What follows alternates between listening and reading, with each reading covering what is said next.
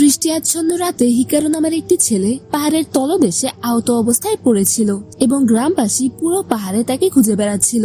সময়টা ছিল 2020 সালের জানুয়ারি মাস। হিকারু তখন বেঁচে ছিল আর ভাবছিল এখানেই কি তার মৃত্যু হবে, আর যদি হয়ও তার পরিবার আর তার সবচেয়ে ভালো বন্ধুর কি হবে। তার এখন কারো সাহায্য দরকার।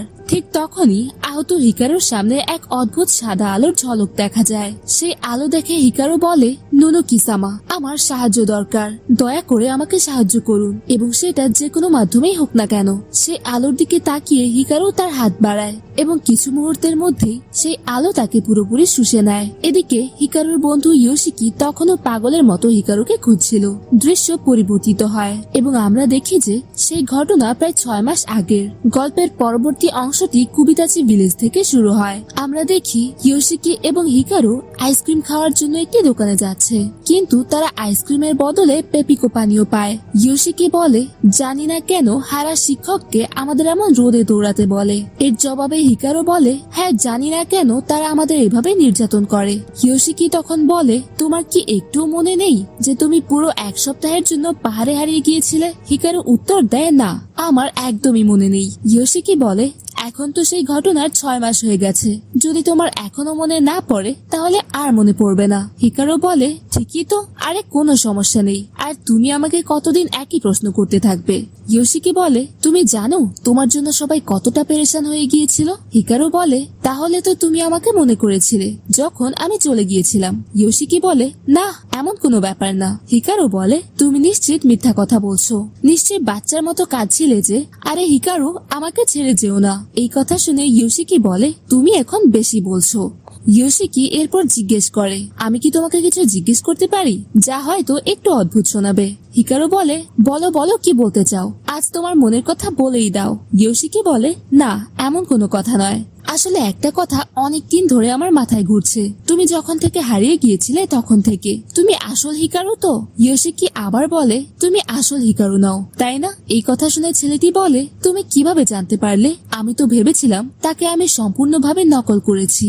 এই কথা বলার সাথে সাথে আমরা দেখি হিকারুর ত্বক এবং চোখ গলতে শুরু করে, যা দেখে ইয়োশিকির চোখ কপালে উঠে যায়। ইয়োশিকি এতটাই ভয় পেয়ে গিয়েছিল যে তার হাত থেকে পেপিকোর বোতলও পড়ে যায়।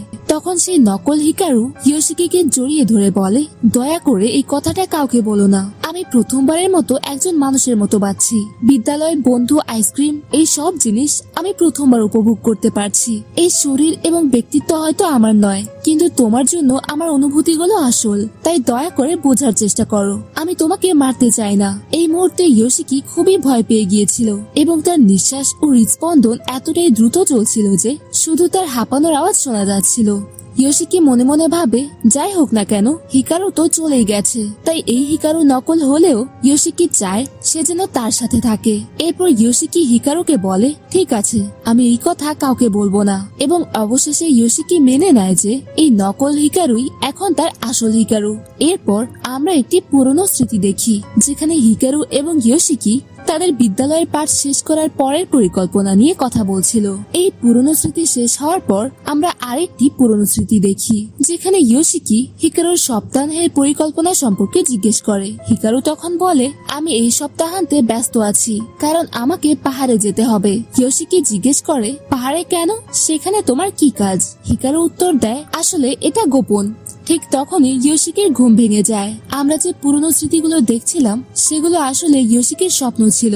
যখন হিকারু জীবিত ছিল তখন ইয়োশিকির মনে পড়ে যে সে আসল হিকারুকে শেষবার দেখেছিল যখন সে হারা শিক্ষকের নকল করছিল।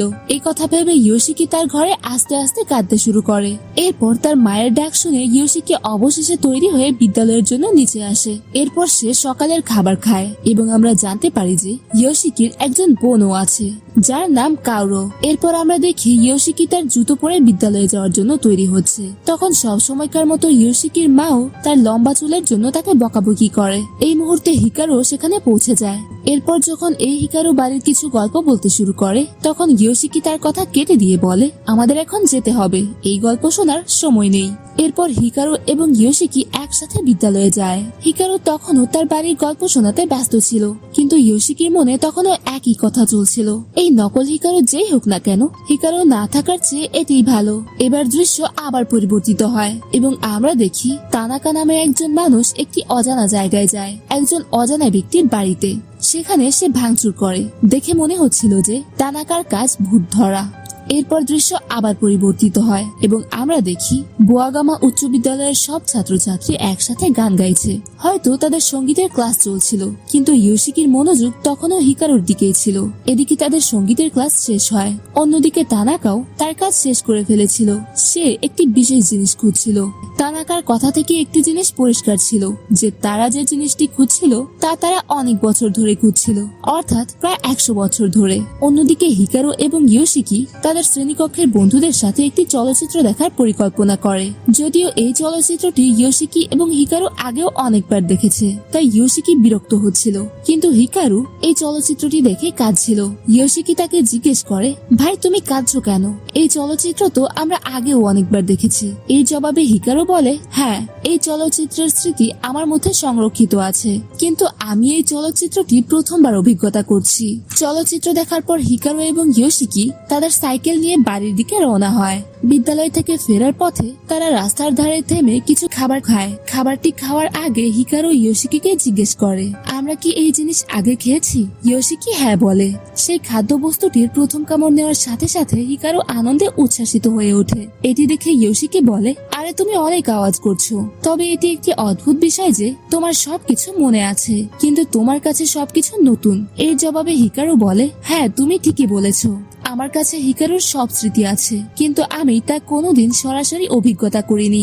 আর যেহেতু আমি আগেও জীবিত ছিলাম না, তাই আমার মনে হচ্ছে আমি সবকিছু প্রথমবার উপভোগ করছি। ইয়োশিকি আবার জিজ্ঞেস করে, তুমি কি কোনো ধরনের ভূত? এই কথা শুনে হিকারু বলে, না আমি ভূত নই, তবে আমি এক ধরনের পশু দানব। যখন তারা দুজন তাদের খাদ্যবস্তু উপভোগ করছিল তখন সেখানে একটি বিড়াল আসে যার নাম মিন্স।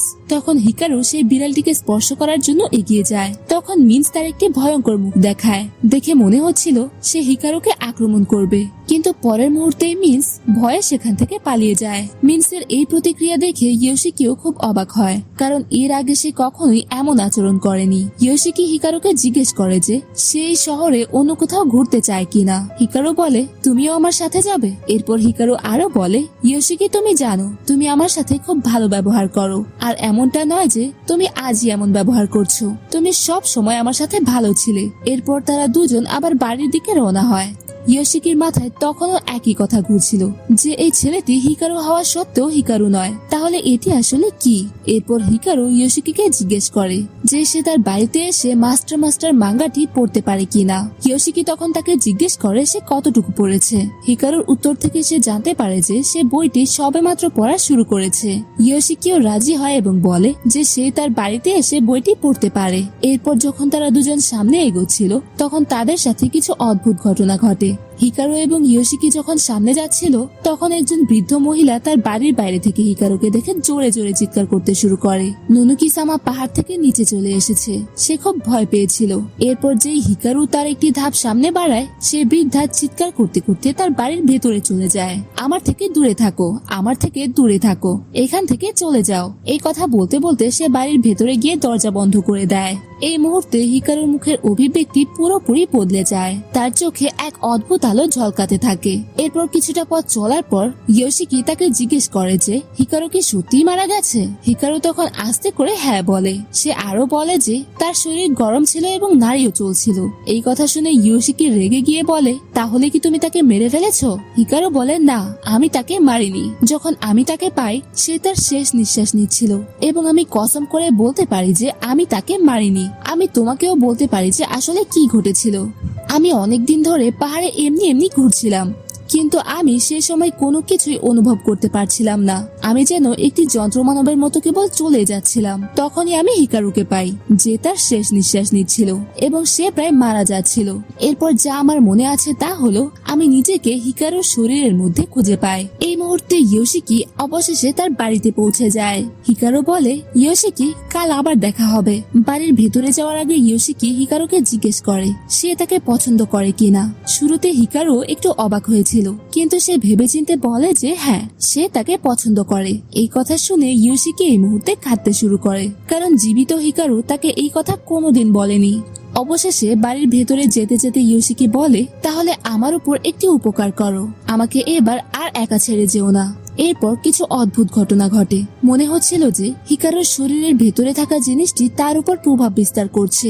এরপর আমরা একটি অদ্ভুত লোককে দেখতে পাই, যাকে দেখে মনে হয় সে হিকারু, কিন্তু এটি এখনো নিশ্চিত নয়, কারণ তাকে পরিষ্কারভাবে দেখানো হয়নি। সে বৃদ্ধার কাছে যায় যে বিকেলে হিকারুর সাথে দেখা করেছিল। এই মুহূর্তে বৃদ্ধার অবস্থা খুব খারাপ ছিল। সে কাঁদছিল এবং বলছিল এখান থেকে চলে যাও। তখন মাতসুরার শরীর থরথর করে কাঁপছিল। সে কাঁদতে কাঁদতে বলে, আমি দরজা খুলবো না। এরপর আমরা কিছু অদ্ভুত পুরনো স্মৃতি দেখি, যা অতীত থেকে ছিল। দেখতে দেখতে সেই দানব মাতসুরার বাড়ির ভেতরে ঢুকে তার পেছনে দাঁড়িয়ে যায়। এরপর কি হতে চলেছে তা আপনারা সবাই জানেন। মাতসুরার কাজ শেষ হয়ে যায়। মাতসুরার মৃত্যুর পর সেখানে পুলিশ এবং অ্যাম্বুলেন্স জড়ো হয়। এর পরের দৃশ্যে আমরা দেখি একজন টাকমাথার লোক মাথা ধরে বসেছিল, কারণ তার ভয় ছিল যে মাতসুরার মৃত্যুর পর এবার তার পালা। এবং যেখানে মাতসুরা মারা গিয়েছিল সেখানে আরো কিছু লোক উপস্থিত ছিল, যারা সমানভাবে ভয় পেয়েছিল এবং তারা ইন্ডো রিচুয়াল সম্পর্কে কথা বলছিল, যা তাদের মতে ব্যর্থ হয়েছিল।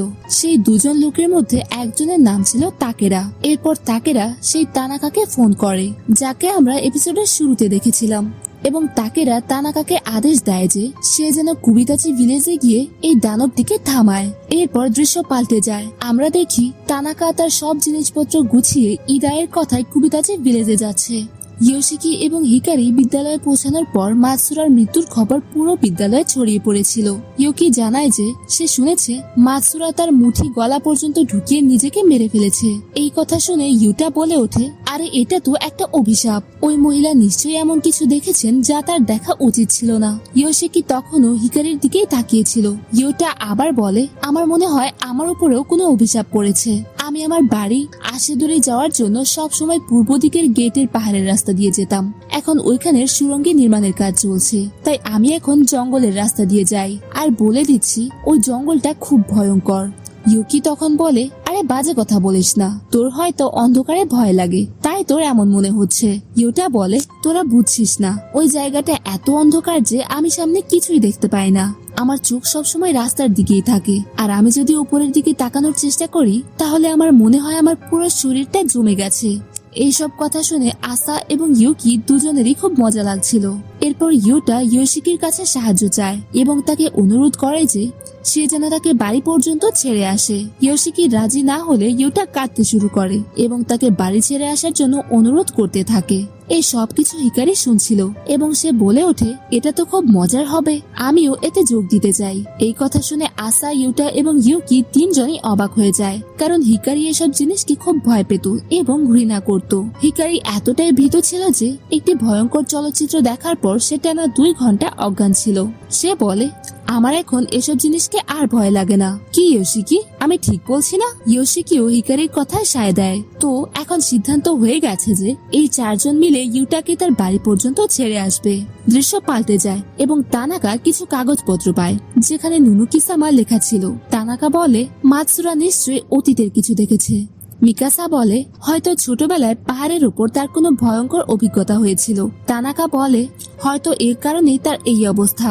মিকাসা আরো বলে, আসলে সে আগে একজন সাধারণ মহিলা ছিল, কিন্তু এরপর তার মেয়ে কোনো প্রমাণ ছাড়াই নিখোঁজ হয়ে যায়। তানাকা বলে, তুমি মাতসুরাকে বেশ কাছে থেকেই জানতে, তাই না? এই কথা শুনে সেই চশমা পরা মিকাসা এবং তাকিরা দুজনেই ঘামতে থাকে। এরপর তানাকা বলে যে মাতসুরা ওই পাহাড়ের উপর যে জিনিসটা আছে তাকে খুব ভয় পেত, আর সে যত ভয় পেত ওই জিনিসটা তার দিকে ততই আকৃষ্ট হচ্ছিল।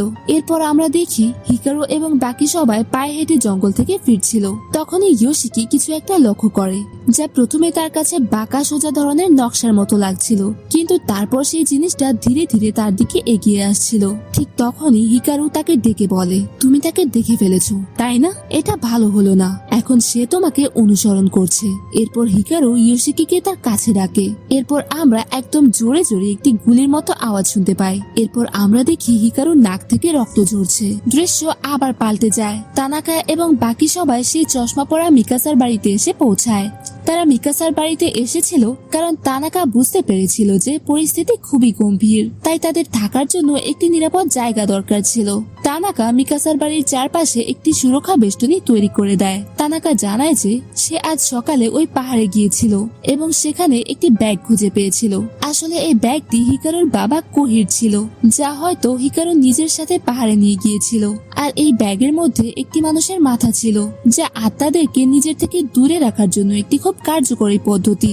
ব্যাগে ওই মাথা দেখে প্রথমে তানাকার মনে হয়েছিল যে হয়তো এই কারণেই ওই জিনিসটাকে পাহাড় থেকে দূরে সরানো হয়েছে, কিন্তু এরপর তার এমনও মনে হতে থাকে যে শুধুমাত্র মাথা ব্যবহার করে পাহাড়ের অশুদ্ধতা দূর করা সম্ভব নয়। আর মাতসুরার সাথে যা ঘটেছে তা থেকে তানাকার মনে হতে থাকে যে ওই জিনিসটা এখন পাহাড় থেকে নিচে নেমে এসেছে, আর সে এমন কোনো উপায় খুঁজে পেয়েছে যার মাধ্যমে সে তাদের মাঝে লুকিয়ে আছে।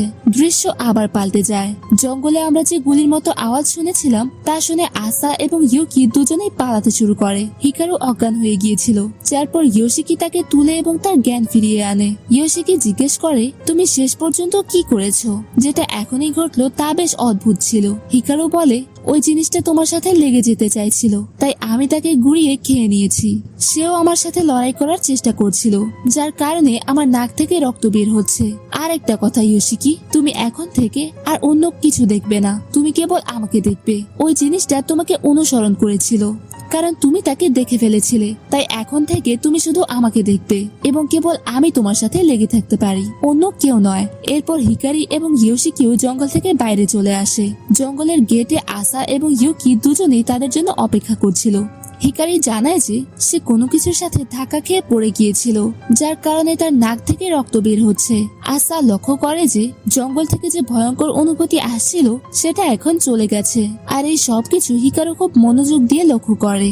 ইয়োশিকি হিকারুকে জিজ্ঞেস করে, তুমি নিশ্চিত তো তোমার কোথাও চোট লাগেনি? এই কথা শুনে হিকারু বলে, আমি তো এটাও জানি না যে আহত হলে কেমন লাগে। এরপর হিকারু হঠাৎ ইয়োশিকিকে উপর থেকে নিচে পর্যন্ত পুরো স্ক্যান করে। এরপর সে মনে মনে বলে, আমার তো একে নিজের সাথে নিয়ে যাওয়ার দরকার নেই, সে তো এমনিতেও আমার সাথে লেগে থাকবে। তবে আমাকে এটা খেয়াল রাখতে হবে যে অন্য কেউ যেন তাকে আমার থেকে কেড়ে না নেয়। এরপর আমরা একটি পুরনো স্মৃতি দেখতে পাই, যেখানে হিকারুর বাবা তাকে বলেন যে যদি তোমার কোনো মেয়েকে পছন্দ হয় তাহলে যত তাড়াতাড়ি সম্ভব তাকে বিয়ে করে নেওয়া উচিত। হিকারু জিজ্ঞেস করে, কি হবে যদি আমি এমন না করি? কোহি বলে, তাদের নুনুকি-সামা তাকে টেনে পাহাড়ে নিয়ে যাবে। এটা একটি ইন্দো পরিবারের নিয়ম, আর যেহেতু তাদের সাথে আমাদের একটি বিশেষ চুক্তি আছে তাই তারা আমাদের পরিবারকে কখনোই ছুঁতে পারবে না। তাই তোমার বিয়ে করলে সেও সুরক্ষিত থাকবে। আর তাদের নুনুকি-সামা মানুষদের এই কারণে তুলে নিয়ে যায় কারণ তারা একা অনুভব করে। হিকারুর বাবা আরো বলেন, আমার মতে তো এইসব কাল্পনিক কথা। পরের দিন আমরা দেখি যে ঘরে খেলার সব জিনিস রাখা হয় সেই ঘরে হিকারু এবং ইয়োশিকি উপস্থিত ছিল। হিকারু তার শার্টের বোতাম ধীরে ধীরে খুলছিল। তারা দুজন একই ঘরে ছিল কারণ ইয়োশিকি জানতে চাইছিল যে হিকারুর শরীরের ভেতরে আসলে কি আছে। ইয়োশিকি এটাও জানার জন্য খুব আগ্রহী ছিল যে হিকারি সেদিন কিভাবে জঙ্গলে ওই জিনিসটাকে গিলে ফেলেছিল, তাই হিকারি তার শার্টের বোতাম খুলছিল। ইয়োশিকি দেখতে পায় যে হিকারির বুকে একটি লম্বা কাটা দাগ ছিল এবং হিকারি তাকে সেই কাটা দাগের মধ্যে দিয়ে হাত ভেতরে ঢুকাতে বলে। ইয়োশিকি হাত ভেতরে ঢুকায়, কিন্তু তখনই কিছু অদ্ভুত জিনিস অনুভব করে। হিকারু বলে, কেমন লাগছে? ইয়োশিকি বলে যে তার কাছে একটি ম্যারিনেটেড কাঁচা মুরগির মতো মনে হচ্ছে। হিকারু বলে যে সে ইয়োশিকির হাতের উষ্ণতা নিজের ভেতরে অনুভব করতে পারছে, যেটা তার খুব ভালো লাগছিল কারণ অনেকদিন পর সে নিজের ভেতরে কোনো জীবন্ত জিনিস অনুভব করছিল। এরপর হিকারু ইয়োশিকিকে তার হাত আরো উপরের দিকে বাড়াতে বলে। এরপর ধীরে ধীরে ইয়োশিকি তার হাত উপরের দিকে বাড়াতে থাকে এবং একটি সময়ে হিকারু খুব মজা পাচ্ছিল। তখনই ইয়োশিকির মনে হয় যে কোনো একটি জিনিস তাকে নিজের দিকে টানছে এবং তখনই সে তার হাত বাইরে বের করে নেয়। এরপর হিকারু ইয়োশিকির মজা নেয়। কি হলো, ভয় পেয়ে গেলে? এবং এই সবকিছুর মধ্যে ইয়োশিকি এবং হিকারু খুব কাছাকাছি চলে আসে। এতে ইয়োশিকি নিজেকে তার থেকে দূরে সরিয়ে নেয় এবং বলে, চলো তোমার শার্টের বোতাম লাগাও বুনো মানুষ। এরপর আমরা দেখি যে ইয়োশিকি একটি সুপারমার্কেট থেকে কিছু জিনিস নিচ্ছিল এবং সেখানে একটি মহিলা ইয়োশিকিকে খুব মনোযোগ দিয়ে দেখছিল। তারপর যেই সে তার সাইকেলের দিকে যাচ্ছিল তখনই সেই সুপারমার্কেটের মহিলাটি তার হাত ধরে ফেলে এবং বলে, এখনই থামো, তুমি খুব বিপদে আছো ছেলে, তুমি কোনো বিপজ্জনক জিনিসের খুব কাছাকাছি চলে যাচ্ছ, তাই এখনই তুমি তার থেকে দূরে সরে যাও, না হলে তুমি এসবের মধ্যে ফেসে যাবে। সেই মহিলাটি আরো বলে, এটা বোঝানো একটু কঠিন, কিন্তু যদি তুমি এর মধ্যে আরো জড়াও তাহলে তুমি আর মানুষ থাকবে না। ইয়োশিকি জিজ্ঞেস করে, আপনি কে? সেই মহিলাটি বলে, ভয় পাওয়ার কিছু নেই, আমি তো একজন গৃহিণী যে এখান দিয়ে যাচ্ছিল। আমি এমন জিনিস দেখতে পারি যা অন্য কেউ দেখতে পারে না, আর আমি কোনো মিথ্যা বলছি না। তুমি তো ওই পাহাড়ের নিষিদ্ধ এলাকা সম্পর্কে জানোই। কিছুদিন আগে পর্যন্ত আমি সেখান থেকে খুব ভয়ঙ্কর বাতাস বের হতে অনুভব করেছিলাম। ইয়োশিকি ভাবতে থাকে যে এটা তো সেই পাহাড় যেখানে হিকারু নিখোঁজ হয়েছিল। এরপর সেই মহিলাটি আরো বলে, কিন্তু সেই ভয়ঙ্কর বাতাস অনুভব করা হঠাৎ করে বন্ধ হয়ে গেল। আমি অনেকদিন ধরে ভাবছি যে সেই জিনিসটা কোথায় গায়েব হয়ে গেল। আমার জানা নেই যে কি হয়েছে, কিন্তু সেই ভয়ঙ্কর অনুভূতি হঠাৎ করে চলে যাওয়ায় আমার প্রাণ বেরিয়ে যাচ্ছিল। আমার মনে হয় যে এখন ওই জিনিসটা তোমার সাথে আছে। কেন, আমি ঠিক বলছি না? ইয়োশিকি ঘাবড়ে গিয়ে বলে, কেন, আপনার এমন কেন মনে হচ্ছে? আপনি কি কিছু জানেন? ওই মহিলাটি বলে, আমি কিছু জানি না, কিন্তু আমি এটা অবশ্যই জানি যে তুমি এভাবে চলতে পারো না। তোমার নিশ্চয় এর পেছনে কোনো কারণ আছে যার জন্য তুমি এমন করছো। কিন্তু তোমার যদি কখনো কথা বলার ইচ্ছে হয় তাহলে আমাকে কল করো। সেই মহিলাটির নাম ছিল রে এবং ইয়োশিকিও বিছানায় শুয়ে ভাবছিল যে সে রে কে মেসেজ করবে কি করবে না। অবশেষে সে সিদ্ধান্ত নেয় যে সে কল করবে না। এরপর আমাদের হিকারু এবং ইয়োশিকির শৈশবের স্মৃতিচিত্র দেখানো হয়, যেখানে হিকারু বলছে, কমিক বইয়ে যেখানে তরমুজ খায় আমি তোমাকে ঠিক সেভাবে খেয়ে দেখাবো। ঠিক সেই মুহূর্তে হিকারুর বাবার আগমন হয়, যিনি তাদের কথা শুনছিলেন। তরমুজ খেতে গিয়ে হিকারু ভুল করে একটি বীজ খেয়ে ফেলে এবং বলে, একবার আমার বাবার এক বন্ধু এভাবে বীজ খেয়ে মারা গিয়েছিল। ইয়োশিকি কাঁদতে কাঁদতে বলে, আরে আমিও তো একটা বীজ খেয়ে ফেলেছি। তাদের এই ছেলে মানুষের কথা শুনে কোহি হাসতে থাকে এবং এগিয়ে এসে বলে, আরে তোমরা কাঁদছো কেন, আরাম করে খাও, বীজ খেলে কেউ মারা যায় না। বর্তমান সময়ে ফিরে এসে হাতে তরমুজ নিয়ে ইয়োশিকি এখনো ভাবছে যে সে কি রে কুরেবায়াশিকে মেসেজ করে এই নকল হিকারুর কথা জানাবে নাকি না, কিন্তু এবারও সে মেসেজ পাঠায় না। ইয়োশিকি আসলে সেই তরমুজ হিকারুর বাড়িতে নিয়ে যাচ্ছিল। সে তরমুজটি হিকারুর মাকে দেয় এবং এরপর হিকারুর সাথে দেখা করতে যায়, যে ঘরে শুয়েছিল। ইয়োশিকি যেহেতু মনে করেছিল হিকারু ঘুমাচ্ছে, তাই সে উপর থেকে তাকে দেখতে থাকে এবং তার পাশে বসে পড়ে। তখনই হিকারু তাকে একটা লাথি মেরে বলে, আমাকে না জাগিয়ে এভাবে আমার দিকে তাকিয়ে থাকার কি পরিকল্পনা ছিল? এরপর দুইজন বন্ধুর মধ্যে যেমনটা হয়, ইয়োশিকি এবং হিকারু কুস্তি শুরু করে এবং হিকারু ইয়োশিকিকে হারিয়ে দেয়। এরপর হিকারু জিজ্ঞেস করে, তুমি আমাদের জন্য কিছু এনেছো? ইয়োশিকি জানায়, হ্যাঁ, আমরা এক বিশাল বাড়ি থেকে একটি তরমুজ পেয়েছি, সেটাই নিয়ে এসেছি। এই কথা শুনে হিকারু খুব খুশি হয়, কারণ সে তরমুজ খুব পছন্দ করে এবং তার মনে হয় যে সে যেভাবে তরমুজ খায় সেভাবে আর কেউ খেতে পারে না। হিকারু আরো বলে, আজ আমি তোমাকে কমিক বইয়ের মতো করে তরমুজ খেয়ে দেখাবো, যেখানে মুখ থেকে বীজ বের করে ছুঁড়ে মারা হয়। হিকারুকে মজা করে তরমুজ খেতে দেখে ইয়োশিকি জিজ্ঞেস করে, তোমার কি এখনো তরমুজের স্বাদ মনে আছে? হিকারু উত্তর দেয়, হ্যাঁ, কেন থাকবে না, তরমুজ তো আমি 10-11 বার খেয়েছি। সে আরো বলে, এখন আমি আগের থেকেও দ্রুত তরমুজ খেতে পারি। তরমুজ খেতে খেতে সে আবারও একটি বীজ গিলে ফেলে এবং শৈশবের মতো একই কথা বলে, এখন আমি তরমুজ মানব হয়ে যাব। ইয়োশিকির মনে একের পর এক স্মৃতিচিত্র আসতে থাকে। প্রথমে সেই শৈশবের দৃশ্য যেখানে সে বীজ খেয়েছিল, তারপর সেই মুহূর্তের কথা যখন সে জানতে পারে যে আসল হিকারু মারা গেছে এবং তার শরীরে এখন অন্য কেউ রয়েছে। ইয়োশিকি খুব চাপে ছিল। সে বলে, এটা আমি একা সামলাতে পারবো না এবং এমন ভাবে অভিনয় করতে পারবো না যেন সব স্বাভাবিক। তখন হিকারু বলে, জানো, আমার তোমার সাথে এভাবে একা সময় কাটাতে খুব ভালো লাগে।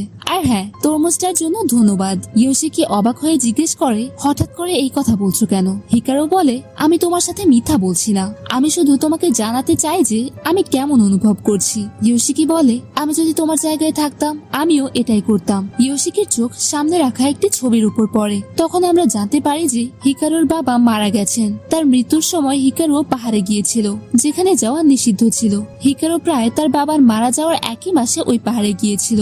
ইয়োশিকি ভাবতে থাকে যে এই গ্রামে কেবল হিকারুই তার বয়সের ছিল, আর তাই তারা দুজন তাদের পুরো জীবন একসাথে কাটিয়েছে। কিন্তু এই ছবিতে যে হিকারু আছে সে আর নেই।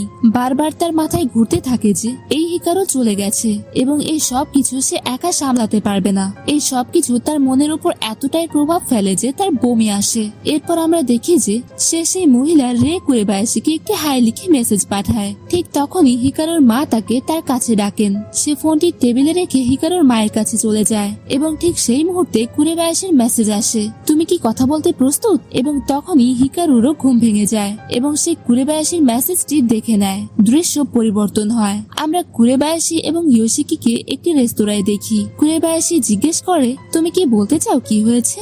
এরপর ইয়োশিকি এই নতুন হিকারুর সম্পর্কে সবকিছু জানায়। কুরেবায়াশি বলে, তুমি অনেক চেষ্টা করেছো, কিন্তু এখন আর নিজেকে এভাবে শাস্তি দেওয়ার দরকার নেই। এই মুহূর্তে আমাদের দুজনেরই সত্যের মুখোমুখি হওয়া ছাড়া আর কোনো উপায় নেই। আমাদের দুজনেরই অবস্থা একই রকম। আমরা আমাদের প্রিয় মৃত মানুষকে ছেড়ে দিতে রাজি নই। ইয়োশিকি ভাবতে থাকে যে রে কেন বললো যে তাদের দুজনের অবস্থা একই। রে এরপর বলে, তোমরা দুজন এতটা ঘনিষ্ঠ ছিলে, তার মানে সে অবশ্যই কোনো মেয়ে হবে। কুরেবায়াশি আরো বলে, তুমি কি এই গ্রাম এবং শহরে ঘটে চলা অদ্ভুত ও ভয়ঙ্কর জিনিসগুলো লক্ষ্য করেছো? এখানে কিছু বিকৃতি প্রবেশ করেছে। এই অদ্ভুত জিনিসগুলো তোমার জন্য নতুন হবে না, তাই না? সত্যি কথা বলতে গেলে এমন কিছু আগন্তুক এখানে এসেছে যাদের এখানে থাকা উচিত নয়। ধীরে ধীরে এই শহর এবং গ্রাম পাগল হয়ে যাচ্ছে। আমার মনে হয় যে জিনিসটা তোমার বন্ধুর দেহ দখল করেছে সেটার কারণেই এই সবকিছু হচ্ছে।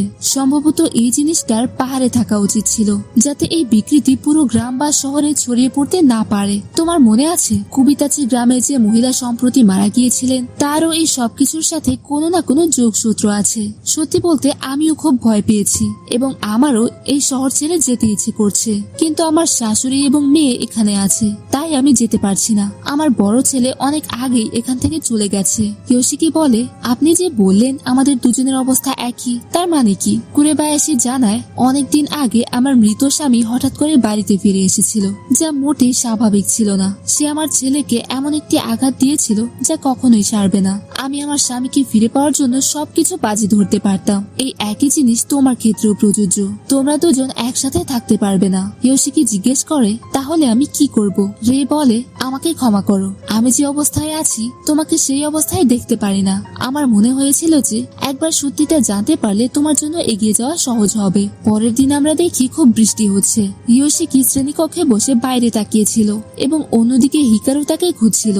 আশা তাকে জিজ্ঞেস করে, কি হয়েছে, কি খুঁজছো? হিকারু বলে, তুমি জানো ইয়োশিকি কোথায়? আশা বলে, না, আমি তো তাকে দেখিনি। ঠিক তখনই ইয়োশিকি যে শ্রেণীকক্ষে বসেছিল সেখানে ইউকি এসে পৌঁছায় এবং বলে যে হিকারু তাকে খুঁজছে। ইয়োশিকি তখন বলে, যদি হিকারুর সাথে দেখা হয় তাহলে তাকে বলো আজ যেন সে আমাকে ছাড়াই বাড়ি চলে যায়। ইয়োশিকি শ্রেণীকক্ষে বসে নকল হিকারুর কথা ভাবছিল। যখন সে বলেছিল যে সে তাকে মারতে চায় না, ইয়োশিকি মনে মনে বলে, যদি সে চাইতো তাহলে আমাকে মেরেও ফেলতে পারতো। সে আরো ভাবে, নুনুকি-সামা, তারপর মাতসুরা মারা গেল। পাহাড়ে বন্দি থাকে একটি জিনিস, গ্রামে বিকৃতি, এই সব কিছু হিকারুর আশেপাশে ঘটছে। এই নকল হিকারু আসলে কি? এরপর ইয়োশিকি মনে মনে বারবার বলে, আমাকে এই সবকিছুর বাইরে বেরিয়ে আসতে হবে। তখনই হিকারু শ্রেণীকক্ষে এসে পৌঁছায় এবং সে খুশি ছিল যে অবশেষে সে ইয়োশিকিকে খুঁজে পেয়েছে। হিকারু বলে, চলো বাড়ি যাই। ইয়োশিকি বলে, আজ আমাকে ছাড়াই বাড়ি চলে যাও, আমার মেজাজ খারাপ। হিকারু তাকে খুশি করার জন্য মজার মুখভঙ্গি করে, কিন্তু ইয়োশিকির মুখে কোনো প্রতিক্রিয়া না দেখে সে অবাক হয়ে যায় যে তার মজার মুখভঙ্গিও ইয়োশিকির উপর কাজ করছে না। তার মানে কিছু একটা গুরুতর হয়েছে। হিকারু জিজ্ঞেস করে, কি হয়েছে? তোমাকে মোটেও ঠিক মনে হচ্ছে না। ইয়োশিকি বলে, চলে যাও এখান থেকে, আমাকে তোমার মুখ দেখাবে না এবং আমি মজা করছি না। হিকারু বলে, আমি কি কোনো ভুল করেছি? তোমার মেজাজ এত খারাপ কেন? তুমি কি আমার উপর রেগে আছো? ইয়োশিকি বলে, আমি রেগে নই। হিকারু বলে, তুমি অবশ্যই রেগে আছো। আজকাল তোমার কি হচ্ছে? তুমি অবশ্যই আমার থেকে কিছু লুকাচ্ছ। ইয়োশিকি বলে, হঠাৎ করে এত প্রশ্ন করছো কেন? চলে যাও এখান থেকে ভয়ঙ্কর মানুষ। এখানে হিকারু রেগে যায়। হিকারু বলে, আচ্ছা তাহলে গত সপ্তাহে তুমি শহরে কি করছিলে? আর তুমি লুকিয়ে লুকিয়ে কোনো অপরিচিত মানুষকে কেন মেসেজ করছিলে? ইয়োশিকি বলে, তুমি কিভাবে জানলে? আর তাছাড়া আমি কেন তোমাকে এসব বলবো? হিকারু বলে, তুমি তো আগে আমাকে সবকিছু বলতে। এর উত্তরে ইউশিকি বলে, হ্যাঁ বলতাম, কিন্তু তুমি এমন আচরণ করছো কেন যেন আমি তোমাকে সবকিছু বলতাম? এগুলো তো আমি আসল হিকারুকে বলতাম। হিকারু বলে, আচ্ছা তাহলে এই ব্যাপার, তুমি আমার উপর রেগে আছো কারণ আমি আসল হিকারু নই। এরপরে হিকারু রেগে ইউশিকির হাত ধরে ফেলে এবং বলে, তাহলে কি আমি তোমার জন্য উপযুক্ত নই? বলো ইউশিকি। ইউশিকি বলে, এর উত্তর তোমারও জানা উচিত। তোমার আওয়াজ, তোমার চেহারা, তুমি যেভাবে কথা বলো সবকিছু হিকারুর মতো, কিন্তু তুমি হিকারু নও। এই কথা শুনে নকল হিকারু বলে, আমাকে ক্ষমা করো, সম্ভবত তুমি ঠিকই বলছো। এইসব বলে সে ইউশিকির হাতের উপর তার চাপ আরো শক্ত করতে থাকে। হিকারু আরো বলে, আমার তোমাকে দরকার ইউশিকি, আমি তোমাকে ছাড়া বাঁচতে পারবো না। হিকারু কাঁদতে থাকে কারণ সে ইউশিকিকে পছন্দ করতে শুরু করেছিল এবং তখনই সেই অদ্ভুত জিনিসটা যা আমরা আগের পর্বে দেখেছিলাম, সেই স্লেমের মতো জিনিসটা হিকারুর মুখ থেকে বেরিয়ে আসে, যা পুরো শ্রেণীকক্ষে ছড়িয়ে পড়ে এবং ইউশিকির মুখের ভেতরে ঢুকে যায়। প্রথমে ইউশিকির কাছে এই জিনিসটা খুবই জঘন্য মনে হচ্ছিল, কিন্তু তারপর কেন যেন তার ভেতরে ভেতরে মজা লাগছিল। এরপর আমরা একটি ঝাপসা স্মৃতিচিত্র দেখি যেখানে 2-3টা বাড়ি ছিল। তারপর আমরা একজন মানুষকে দেখি যে তার হাতে কারো মুখ ধরে আছে। ইউশিকির জ্ঞান ফিরে আসে এবং সে দেখে যে হিকারু এখনো কাঁদছিল, কারণ সম্ভবত সে ইউশিকিকে মারতে যাচ্ছিল, কিন্তু সে তাকে মারতে পারেনি কারণ এটা স্পষ্ট যে এই হিকারু ইউশিকিকে পছন্দ করে। এরপর সে তার ব্যাগ তুলে সেখান থেকে চলে যেতে থাকে। যেতে যেতে হিকারু বলে, প্লিজ আমাকে ঘৃণা করো না। পরের দিন আমরা দেখি যে হিকারু বিদ্যালয়ে আসেনি। তখনই ইউকি এবং আসা তার কাছে আসে এবং জিজ্ঞেস করে, তোমাদের দুজনের মধ্যে কিছু হয়েছে নাকি? কারণ হিকারু কখনো বিদ্যালয়ে কামাই করতো না এবং আজ ইউশিকিকেও কিছুটা নিস্তেজ এবং মন খারাপ দেখাচ্ছিল। তাদের মনে হচ্ছিল যে এই দুজনের মধ্যে ঝগড়া হয়েছে। আসা বলে, দেখো তোমাদের দুজনের মধ্যে যা হয়েছে প্লিজ তা মিটিয়ে নাও, কারণ আমার মনে হয় আজকাল হিকারু তোমার জন্য একটু বেশি আবেগ অনুভব করছে, তাই এখন আর এত স্বার্থপর হয়েও না। ইউকিও বলে, আজকাল হিকারু তোমার সাথে একটু বেশি লেগে থাকে, যেমন একটা ছোট বাচ্চা তার মায়ের সাথে লেগে থাকে। এই কথা শুনে ইউশিকিও বুঝতে পারে যে তারা দুজনে ঠিকই বলছে। এরপর কি আর করা, ইউশিকি তার সাইকেলটা তুলে নেয় এবং দ্রুত তার বাড়িতে পৌঁছে যায়। হিকারু তার ঘরে কম্বল মুড়িয়ে একটি ছোট বাচ্চার মতো বসেছিল। ইউশিকি তাকে গতদিনের জন্য দুঃখিত বলে। হিকারু বলে, তুমি কেন ক্ষমা চাইছো? যা আমি তোমার সাথে করেছি তার জন্য আমারই তোমার কাছে দুঃখিত বলা উচিত। ইউশিকি বলে, আমি তোমার উপর আর রেগে নেই। হিকারু তখন তার হাত কম্বল থেকে বের করে। তখন ইউশিকি কিছুটা ভয় পেয়ে যায়। এই দেখে হিকারু বলে, দেখো তুমি আমাকে ভয়ও পাচ্ছ, আর যেহেতু তুমি আমাকে সেই অবস্থায় দেখেছো তাই তুমি আমাকে আরো বেশি ভয় পাচ্ছ। তাহলে কি তুমি আমাকে ঘৃণা করো? এরপর হিকারু ইউশিকির কাছে গিয়ে বলে, আমি শুধু তোমার সাথে থাকতে চাই, আমার আর কিছু চাই না। তুমি কার কার সাথে মেলামেশা করো তাতে আমার কিছু যায় আসে না, কিন্তু শুধু তুমি আমাকে ঘৃণা করো না। আমি জানি যে আমি একজন অনুপ্রবেশকারী যে তোমার বন্ধুর শরীর ব্যবহার করছে, এই জন্য প্লিজ আমাকে ক্ষমা করে দিও। ইউশিকি মনে মনে বলে, এটা ভুল, আমার এই জিনিসে আরো কাছে যাওয়া উচিত নয়, আর এটা বিপজ্জনকও। কিন্তু তারপরেও ইউশিকির কোথাও না কোথাও হিকারুর ছেলে মানুষই পছন্দ হচ্ছিল এবং সে এখন আর হিকারুর উপর রেগেছিল না, কারণ সে হিকারুকে একটি একা ছোট বাচ্চার মতো দেখছিল। ইউশিকি তখন মনে মনে বলে, হতে পারে এই হিকারু কিছু জানে না এবং নিষ্পাপ, কিন্তু আমি তাকে সবকিছু শেখাবো। এরপর আমরা দেখি যে বিড়ালের ছানাটি আগে এই নকল হিকারুকে দেখে পালাচ্ছিল, সে এখন তার হাত থেকে বিড়ালের খাবার খাচ্ছে। যখন হিকারু সেই বিড়ালটিকে আদর করতে গেল তখন সে তাকে আদর করার পরিবর্তে একটি আঙুল দিয়ে খোঁচা দেয়, যার ফলে বিড়ালটির মূত্রত্যাগ চলে আসে। ইউশিকি বলে যে এভাবে কেউ বিড়ালকে আদর করে না। এটি শুনে হিকারু হতাশ হয়ে পড়ে, কারণ তার আশেপাশে কি ঘটছে তা সে বুঝতে পারছিল না। এরপর হিকারু বলে, সেদিন উত্তেজনার বশে আমার ভেতর থেকে কিছু জঘন্য জিনিস বেরিয়ে আসতে শুরু করেছিল, আমাকে এটা থামাতে হবে। এটি শুনে ইউশিকি ভাবতে থাকে যে হিকারু নিজেকে ভালো করার জন্য অনেক চেষ্টা করছে। ঠিক তখনই তার রেকুরে বায়াসির কথা মনে পড়ে। এই গ্রাম বা শহরে যা কিছু অস্বাভাবিক ঘটছে তার জন্য কোথাও না কোথাও এই নকল হিকারুই দায়ী। দৃশ্য পরিবর্তিত হয় এবং আমরা দেখি যে বিদ্যালয়ে হিকারুর ক্লাসের ছাত্ররা একটি গানের পরিবেশনার প্রস্তুতি নিচ্ছে, যার মূল পরিবেশনা প্রায় 2 সপ্তাহ পরে। বিদ্যালয় শেষ হওয়ার পর ইউকি এবং আসাকো একে অপরের সাথে কথা বলছিল। আসাকো জানায় যে ক্লাসের জিয়ের একটি ছেলে তাকে পুরো ক্লাসের সামনে বাহু কুস্তির জন্য চ্যালেঞ্জ করছিল এবং আসাকো তাকে খুব বাজেভাবে হারিয়ে দেয়। এরপর ইউকি বলে আমাকে এখন বাড়ি যেতে হবে। এরপর সে রেল লাইন পার হয়ে বাড়ির দিকে যাচ্ছিল। তখনই আসাকো কিছু শব্দ শুনতে পায়, যেন কেউ বলছে ও আসছে, ও আসছে। এর পরপরই আসাকো ইউকিকে থামিয়ে বলে আজ তোমার এই রেল লাইন পার হওয়া উচিত নয়। ইউকি বলে আবার? এর মানে আসাকো এর আগেও ইউকিকে রেল লাইন পার হতে নিষেধ করেছে।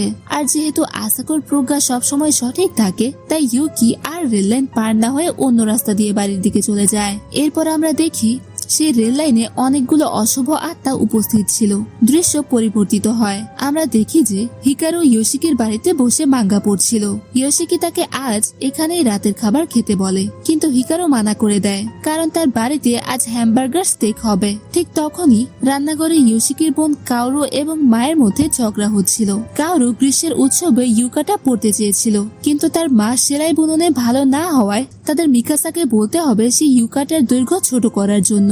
কাওরু চেয়েছিল তার মা নিজেই এই কাজটা করুক। অন্যদিকে গ্রীষ্মের উৎসবের নাম শুনে হিকারুর চোখে অন্যরকম উজ্জ্বল চলে আসে। এরপর আমরা দেখি যে হিকারু, ইয়োশিকি এবং কাওরু তিনজন একসাথে গ্রীষ্মের উৎসবে যায়। আবার দৃশ্য পরিবর্তিত হয় এবং আমরা দেখি যে তাকেদা, মিকাসা এবং সেই লোকটি এখনো মিকাসার বাড়িতে ছিল, যেটি একটি মন্দির। তাকেদা খুব রেগেছিল, কারণ তার মনে হচ্ছিল যে এন্দু পরিবারকে আচারের দায়িত্ব দেওয়া একটি খুব খারাপ আইডিয়া ছিল। সে আরো বলে কোহি নিজেই তো মারা গেল এবং পুরো দায়িত্ব তার ছেলের উপর ফেলে দিল। যদিও হিকারু ফিরে এসেছে, কিন্তু সে পুরো এক সপ্তাহ ধরে নিখোঁজ ছিল। আমি নিশ্চিত যে এই ধরনের ঝামেলা আচার ব্যর্থ হওয়ার কারণেই হয়েছে। এরপর আমরা দেখি যে কামিয়ামা তার খাবারের দোকান থেকে কাওরুকে বিনামূল্যে খাবার দেয়। ইয়োশিকি লক্ষ্য করে যে কামিয়ামার গলায় একটি ক্রসের লকেট ছিল। এরপর যখন তারা কামিয়ামার কাছ থেকে খাবার নিচ্ছিল, তখনই তাদের পেছন থেকে দুজন মানুষ পাশ দিয়ে যেতে যেতে বলে আরে এরা তো সুজিনাকার সন্তান। শুনেছি তাদের মেয়ে নাকি এখনো বিদ্যালয়ে যায় না। কেমন মা যে তার সন্তানদের বিদ্যালয়ে পাঠাতে পারে না? এটা শুনে ইয়োশিকি হতাশ হয়ে যায়, কারণ এই লোকেরা তার বোন সম্পর্কে কথা বলছিল। ইয়োশিকির পুরো নাম ইয়োশিকি সুজিনাকা।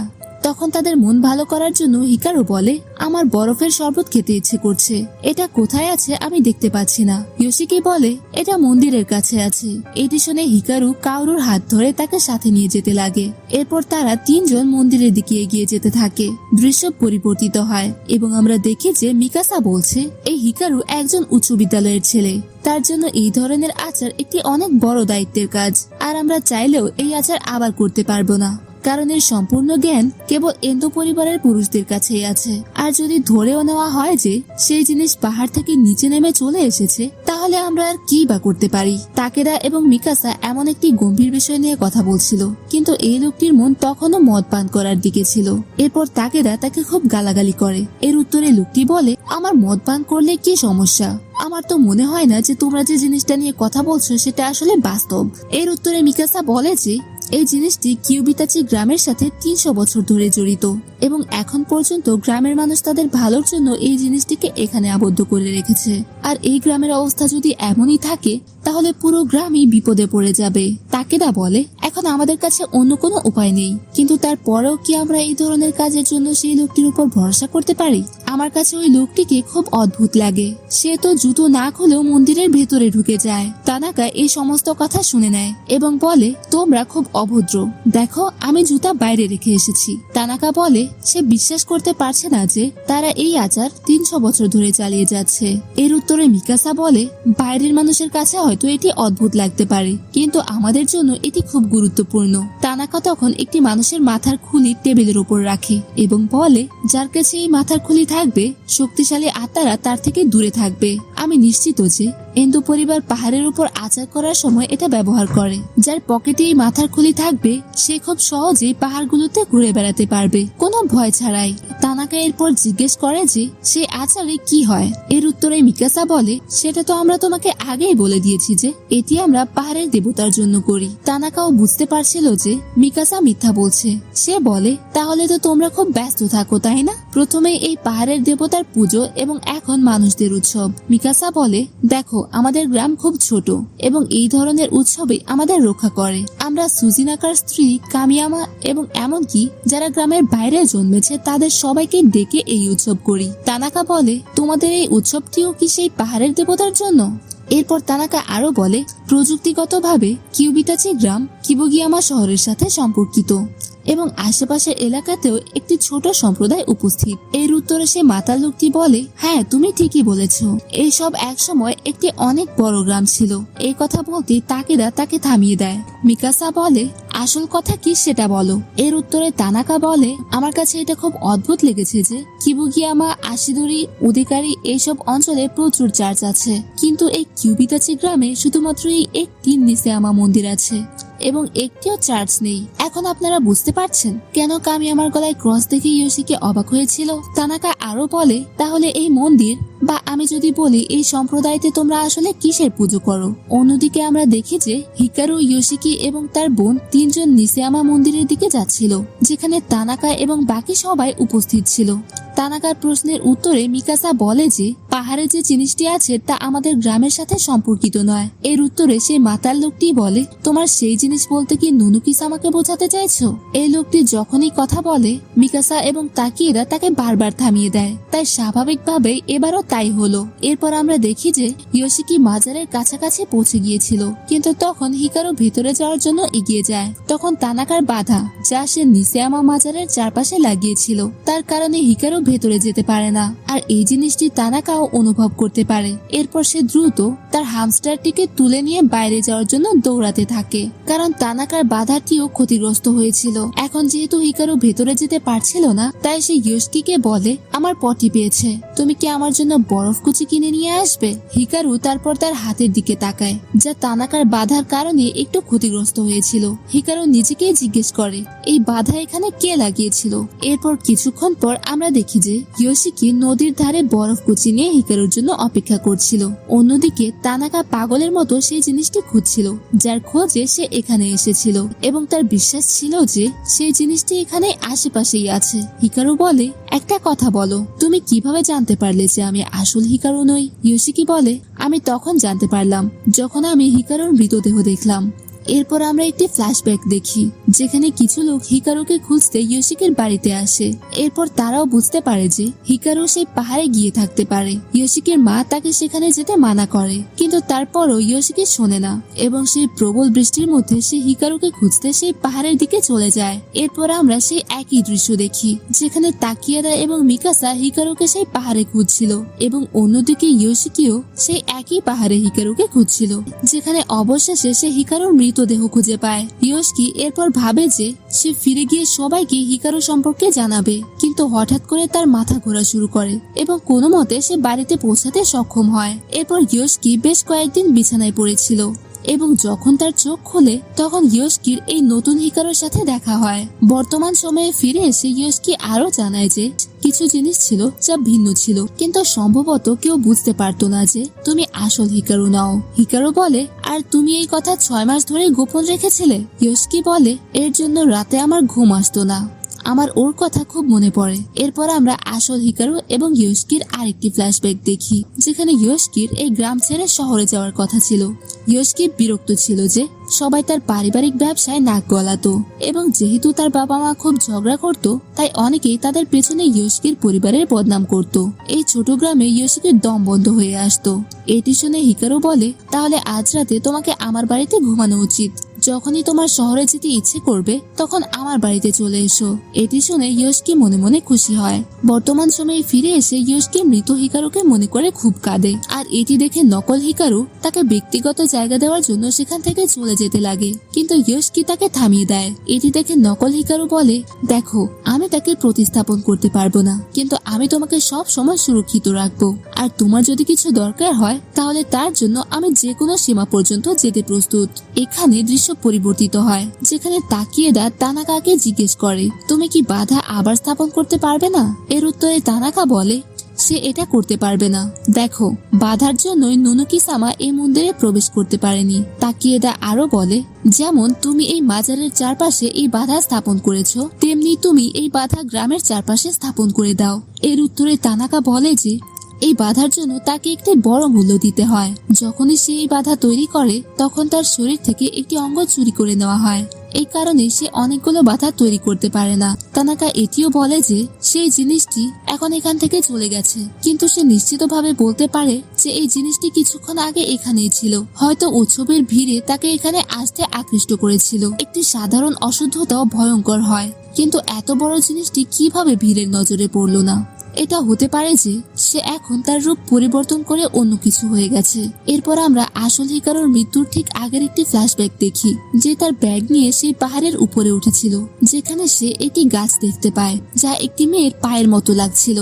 এরপর তার পা পিছলে যায় এবং সেখানেই সে মারা যায়। তার শেষ মুহূর্তে হিকারু তার বাবার কাছে দুঃখিত বলে, কারণ সে তার এন্তু পরিবারের দায়িত্বটি পালন করতে পারেনি। আর হিকারুর মা কুয়ের মৃত্যুর কারণে আগেই খুব দুঃখী ছিল, তাই হিকারু চায়নি যে তার চলে যাওয়ার কারণে তার মা আবারও দুঃখী হোক। হিকারুর এটাও মনে হচ্ছিল যে সে যদি মারা যায় তাহলে ইয়োশিকি একেবারে একা হয়ে যাবে, আর সে এটা একদমই চায়নি। এরপর সেই একই আলো হিকারুর সামনে উপস্থিত হয়, যা আমরা প্রথম পর্বে দেখেছিলাম। হিকারুর কাছে সেই আলো নুনুকি-সামা বা অন্য কিছুর মতো মনে হচ্ছিল। মারা যাওয়ার সময় হিকারুর শেষ কথাগুলো এটাই ছিল যে কেউ যেন ইয়োশিকির পাশে থাকে, যাতে সে একা অনুভব না করে। এর পরের দৃশ্যে আমরা কাওরোকে দেখতে পাই। সে গোসল করছিল। হঠাৎ সে মেঝেতে কিছু লম্বা চুল পড়ে থাকতে দেখে।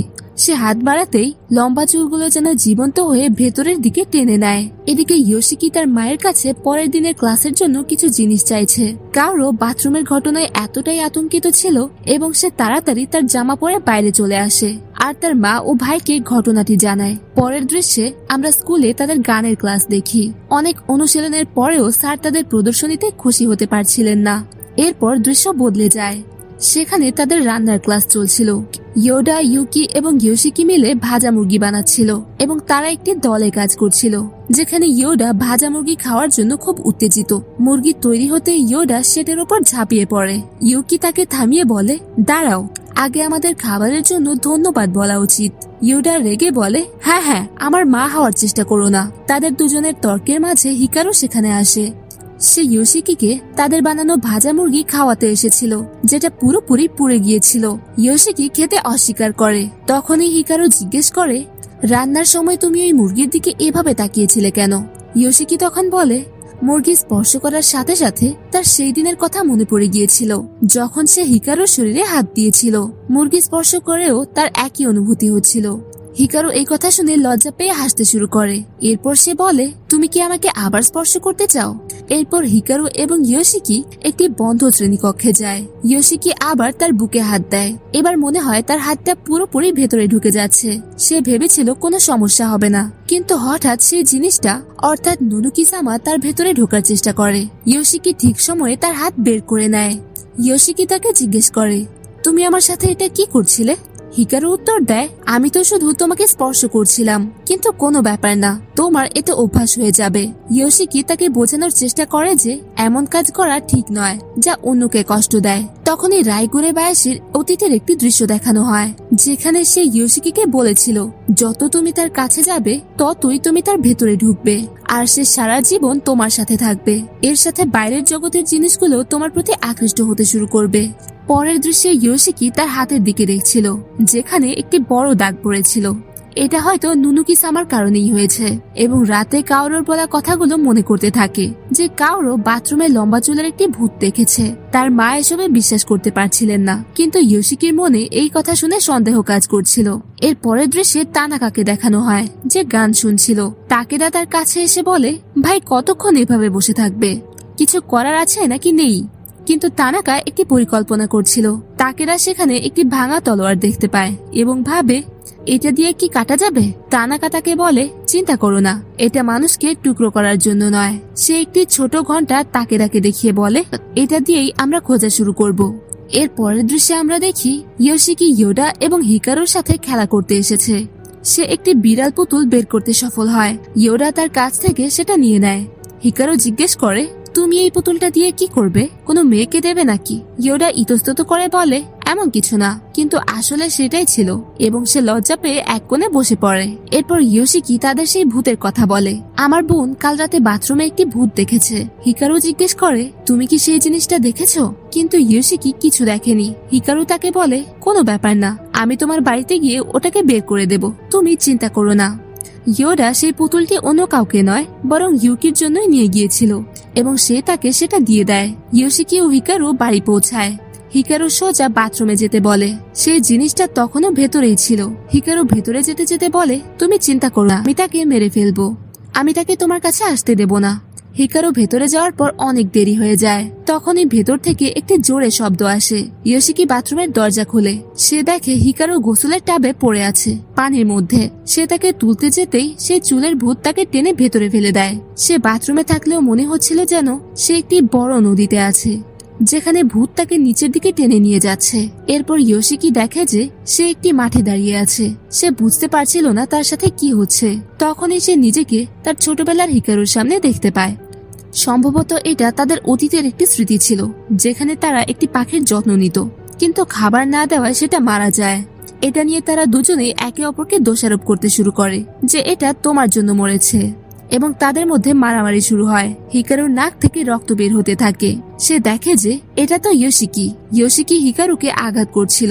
হিকারু তাকে জোরে লাথি মেরে বাইরে বের করে দেয়। হিকারু দেখে যে ওই ভূত ইয়োশিকির ভেতরে ঢুকে গেছে। ইয়োশিকি তখন জোরে হিকারুকে কামড়াতে শুরু করে। হিকারু অর্থাৎ নুনুকি-সামা খুব রেগে যায় এবং বলে, তুমি ইয়োশিকির ভেতরে ঢোকার সাহস কিভাবে করলে? তার শক্তির কারণে ওই ভূত ইয়োশিকির ভেতর থেকে বেরিয়ে যায়। ইয়োশিকি চমকে যায়, এটা কি হলো, আমি কি করলাম? ওই ভূত হিকারুর ভয়ে তখনই সেখান থেকে পালিয়ে যায়। ইয়োশিকি খুব অপরাধ অনুভব করছিল যে সে হিকারুকে মারার চেষ্টা করেছিল। তখনই সে হিকারু সম্পর্কে ভাবে, এটা হিকারু নয়, এটা কি একজন মানুষ? যদি এটা এভাবেই থেকে যায় তাহলে সে সাধারণ জীবনযাপন করা শিখে যাবে। তানাকা এবং সেই গ্রামের সদস্যদের দেখানো হয় তারা একটি পাহাড়ের ছোট মন্দিরের কাছে পৌঁছায়। তানাকা হঠাৎ করে সেই মন্দিরে লাথি মেরে সেটা ভেঙে দেয়। তার মনে হয় যে নিচে কিছু একটা আছে। তাকেদা তাকে থামিয়ে দেয়। তানাকা একটি ছুরি দিয়ে তার হাত কাটে এবং সেই ঘন্টাকে তার রক্ত দিয়ে ভরে সেখানে ফেলে দেয়। তাকেদা তাকে জিজ্ঞেস করে, তুমি এটা কি করছো? সে উত্তর দেয়, এটা এক ধরনের শিকারী কুকুর, যেটা নুনুকি-সামাকে নিচে অনুসরণ করবে এবং তাকে খুঁজে বের করবে। এই লোকটা তো খুব বিপজ্জনক, যে হয়তো কোনোদিন এই জায়গাটাকে শেষ করে দেবে। কিন্তু মনে মনে তাকেদাও এটাই চাইছিল। এরপর আমরা দেখি ইয়োশিকি তার ক্লাসে বসে আছে। সেখানে আসাকো আসে। সে ইয়োশিকিকে বলে, দেখো ওই পাতার কোনাটা মুড়ে গেছে। ইয়োশিকি সেই পাতাটি বইয়ের চিহ্ন হিসেবে মুড়ে রেখেছিল। তখনই সেখানে ইয়োডা আসে। সে বলে, এটা কি সেই ছাপা কাগজটা না যেটা মাতসুদা আমাদের দিয়েছে? সেই ছাপা কাগজে একটা গল্প ছিল, যেটা ছিল একটি পরীক্ষা। ইয়োডা ইয়োশিকিকে জিজ্ঞেস করে, এটা কি সেই গল্পটা যেখানে একটা ছেলের উপর বাজ পড়ে এবং সে অন্য মানুষে পরিণত হয়? তখনই আসাকো তাকে বাধা দিয়ে বলে যে গল্পটা এমন নয়।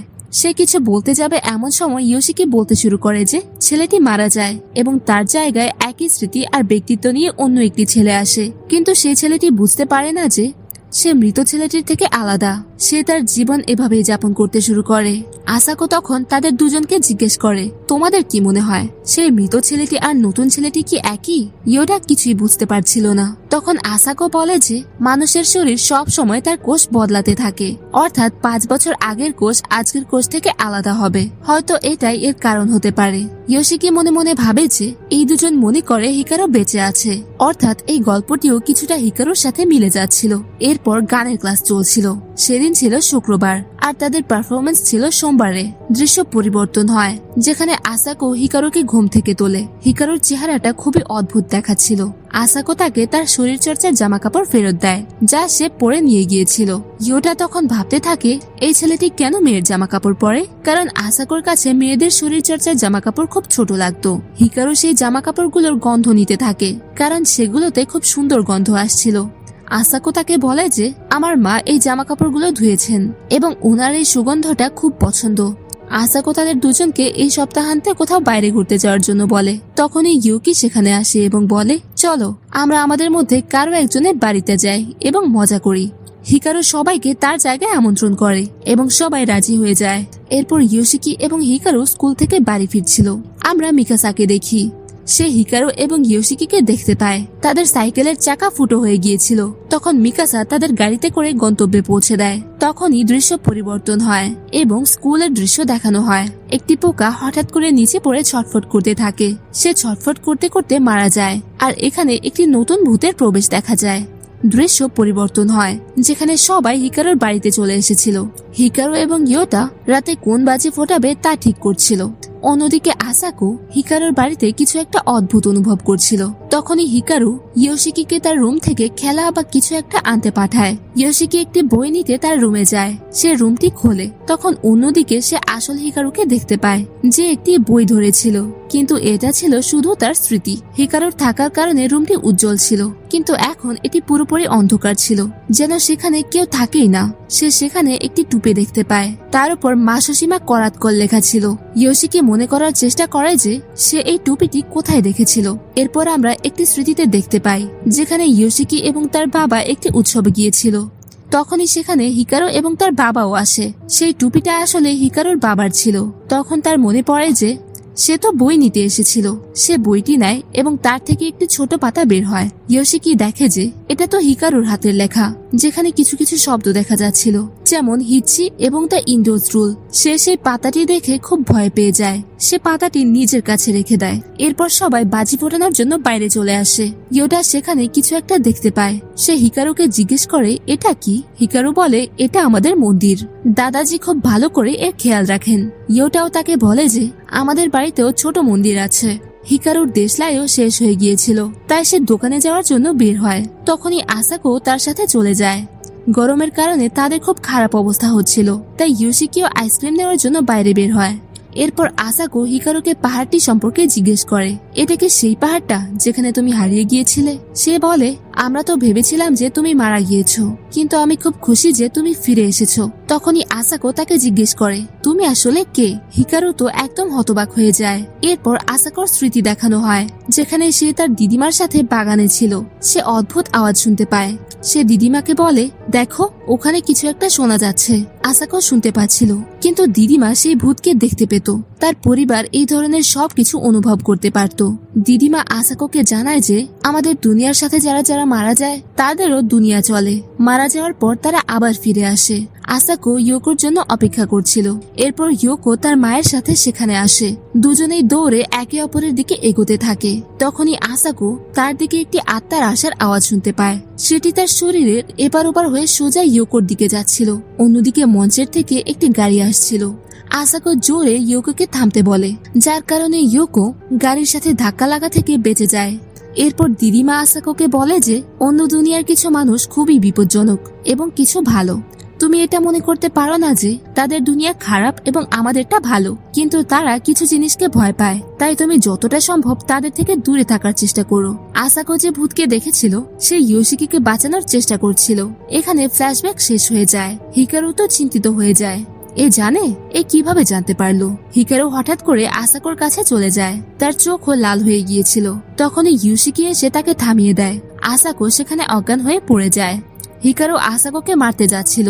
এই কথা শুনে ইয়োশিকি খুব রেগে যায়। তুমি আমাদের বন্ধুকে মারার চেষ্টা কিভাবে করতে পারো? ইয়োশিকি হিকারুকে মাতসুরার ব্যাপারে জিজ্ঞেস করে। মাতসুরাকে তুমিই মেরেছিলে তাই না? এবং তার সন্দেহ সঠিক ছিল। ঠিক তখনই আসাকোর জ্ঞান ফিরে আসে এবং সবার আগে সে হিকারু সম্পর্কে জানতে চায় সে ঠিক আছে কিনা।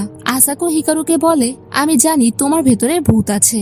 হিকারু যখন হারিয়ে যাওয়ার পর ফিরে এসেছিল তখনই সে লক্ষ্য করেছিল যে কিছু একটা গন্ডগোল আছে। কোনো খারাপ আত্মা তাকে দখল করে নিয়েছে, কিন্তু সে ইয়োশিকিকে রক্ষাও করেছিল। তাই আমার মনে হয়েছিল যে তোমরা দুজনে একসাথে নিরাপদ থাকবে। এই কারণেই আসাকো হিকারুর ভেতরের জিনিসটার সাথে সংযোগ করার চেষ্টা করেছিল।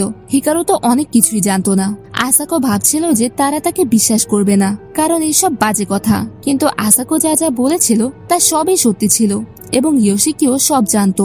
ইয়োশিকি আসাকোকে ফিরে যেতে বলে যাতে সে আবার অজ্ঞান হয়ে না যায়। ইয়োশিকিও হিকারুর উপর রাগ করে সেখান থেকে চলে যায়। পরের দিন সবাই আবার তাদের বাড়িতে ফিরছিল। ইয়োশিকি তো আগেই সেখান থেকে চলে গিয়েছিল। হিকারু আবার নিজের ঘরে চাদর দিয়ে কোনায় বসেছিল। হিকারু ভাবতে থাকে যে এই জীবনটা আসলে কি? মারা যাওয়ার মানে কি এই নয় যে তুমি এই দুনিয়া থেকে গায়েব হয়ে যাবে, তোমার রূপ বদলে যাবে, কিন্তু তোমার আত্মা এখানেই থাকবে। ইয়োশিকির কাছে তো খুব ভালো আত্মা আছে।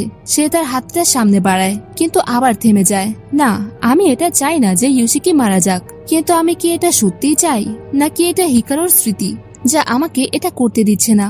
সে কিছুই বুঝতে পারছিল না। এরপর হিকারু স্কুলে যাওয়ার জন্য বের হয়। সে দেখতে পায় যে ইয়োশিকি তাকে নেওয়ার জন্য এসেছে। সে তো অবাক হয়ে যায় যে এত সব হওয়ার পরেও এখানে কিভাবে চলে এলো। হিকারু ভাবছিল যে ইয়োশিকি তার উপর রাগ করে আছে কিনা। হিকারু তখন ইয়োশিকিকে বলে, আজ আমাদের গানের প্রতিযোগিতা কেমন যাবে? শিক্ষকের কথা বলতে গিয়ে সে বলে, উনি হয়তো আমাদের উপর জেতার আশা ছেড়ে দিয়েছেন, তাই তিনি বলেছেন তোমরা শুধু নিজেদের সেরাটা দিয়ে এসো, ফলাফলের চিন্তা করো না। কিন্তু ইয়োশিকি এসব কথায় কোনো প্রতিক্রিয়া জানায় না। হঠাৎ সে হিকারুকে জিজ্ঞেস করে, আজ স্কুল ফাঁকি দেবে? হিকারু অবাক হয়ে বলে, কি? এরপর আমরা স্কুলে দেখি সবাই তাদের প্রদর্শনী নিয়ে টেনশনে আছে। ইউকি আসাকোকে জানায়, আমাদের ক্লাসের ছেলেরা কিছু অদ্ভুত কাজ করার কথা ভেবেছে। তারা তাদের গানের সাথে নাচও যোগ করেছে এবং মাকি তার ধাপের অনুশীলন করছে। আসাকো বলে, ধাপগুলো খুব খারাপ নয়, কিন্তু প্রতিযোগিতার শেষ মুহূর্তে তাদের কি হয়েছে? ইউকি বলে, শুধু এটাই নয়, তারা র্যাপও করতে চায়। মাকি র্যাপের অনুশীলন করতে থাকে। তখনই আসাকো এবং ইউকির মনে পড়ে যে ইয়োশিকি আর হিকারু এখনো স্কুলে আসেনি। এরপর আমরা দেখি ইয়োশিকি এবং হিকারু দুজনেই ট্রেনে বসে আছে। হিকারু স্কুল ফাঁকি দেওয়ার জন্য কিছুটা অস্থির ছিল। তখন ইয়োশিকি বলে, আমাদের উপস্থিতি ভালো, তাই আমাদের শিক্ষক রাগ করবেন না। কিন্তু হিকারু আবার জিজ্ঞেস করে, তুমি কি ওই রাতের ঘটনা নিয়ে আমার উপর রাগ করনি? ইয়োশিকি বলে, আমি রাগ করিনি, কিন্তু হিকারু তখনও কিছুটা অস্থির ছিল। এরপর আমরা ইয়োশিকির বাবাকে দেখি, যিনি জঙ্গলে কাঠ কাটার প্রস্তুতি নিচ্ছিলেন। ইয়োশিকির ছোট বোন তার মায়ের সাথে কোথাও যাচ্ছিল।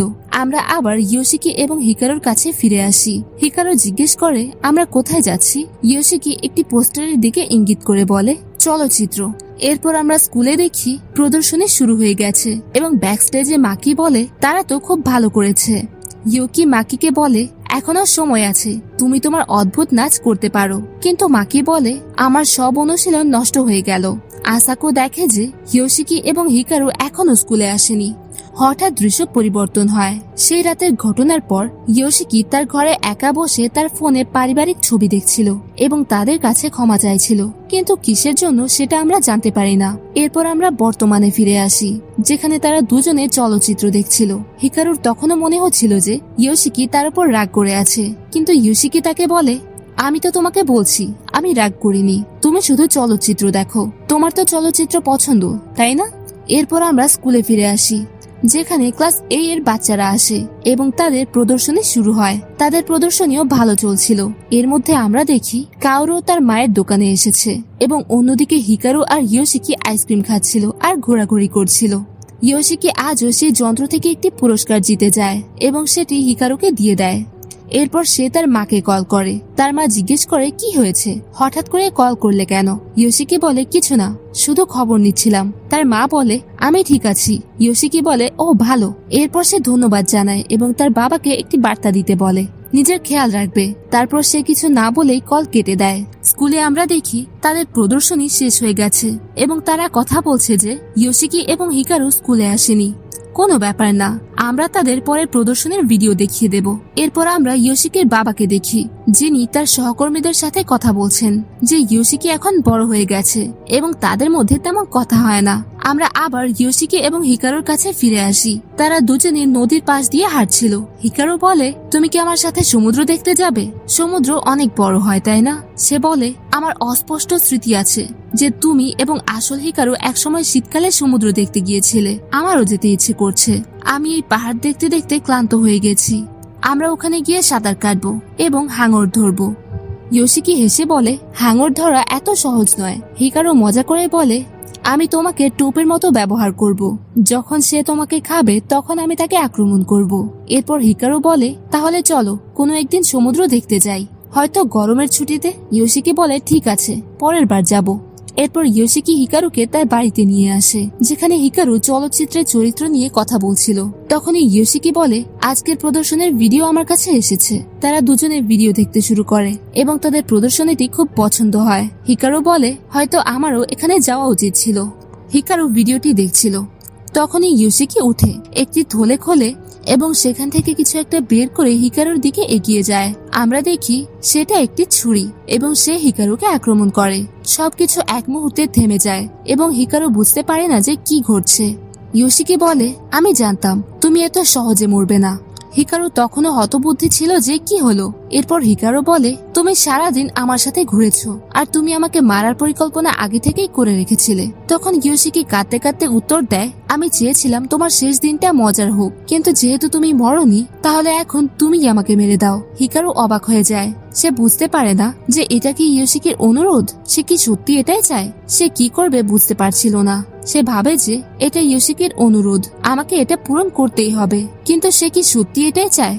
কিছু তো করতে হবে। তার মাথায় ঘুরছিল তাকে মেরে ফেলো, তাকে মেরে ফেলো। হঠাৎ সে স্বাভাবিক হয়ে বলে, এটা কাদার সময় নয়। আমি জানি জীবনের মূল্য আমার কাছে বেশি নয় আর মৃত্যু আমার জন্য কোনো বড় ব্যাপার নয়, কিন্তু মানুষ মৃত্যু ভয় পায়, হয়তো এটাই আমার ভুল। এরপর সে নিজের বুকের ভেতরে হাত ঢুকিয়ে দেয় এবং কিছু একটা ছিঁড়ে বাইরে নিয়ে আসতে চেষ্টা করে, যার জন্য তার খুব কষ্ট হচ্ছিল। ইয়োশিকি অবাক হয়ে যায় এসব দেখে। সে নিজের বুকের একটি অংশ বাইরে বের করে ইয়োশিকিকে দিয়ে বলে, এটা নাও। এখন আমি অর্ধেক হয়ে গেছি। আমি নিজে কখনো বুঝতে পারি না যে একটি জীবন কতটা গুরুত্বপূর্ণ হতে পারে, কিন্তু এখন আমি নিজেকে দুর্বল করে নিয়েছি। এখন আমি এত সহজে কারো জীবন নিতে পারবো না। ইয়োশিকি অবাক হয়ে বলে, তুমি আমার জন্য এসব কেন করছো? হিকারু বলে, দেখো, আমি নিজেও জানি না আমি আসলে কি। এখানে আসার আগে আমার মধ্যে কোনো আবেগ ছিল না, কিন্তু আমি জানতাম যে আমি এখানে সংশ্লিষ্ট নই। আমি ভেবেছিলাম যে যদি কখনো ধরা পড়ি তাহলে আমি তোমাকে মেরে ফেলবো, কিন্তু তুমি আমাকে জানার পরেও গ্রহণ করেছো। আর তখনই আমার প্রথমবার মনে হয়েছিল যে কারো আমাকে দরকার। আমার মনে হয়েছিল আমার এখানেই থাকা উচিত, এবং জানি না কেন তুমি আমার কাছে বাড়ির মতো হয়ে গেলে, আর এটা আমার জন্য একটি বড় ব্যাপার ছিল।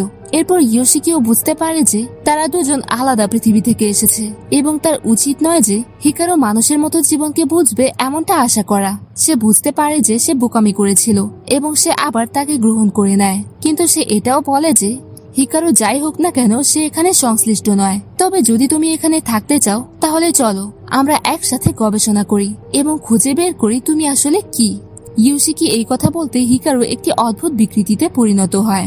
সে বিকৃতি এর ভেতরে নকল হিকারুর আসল শরীর ইয়োশিকির কাছে চলে আসে। আর এখানেই এই ভিডিওটি শেষ হয়। দেখা হবে এর নেক্সট পার্টে। ততক্ষণ পর্যন্ত বাই বাই।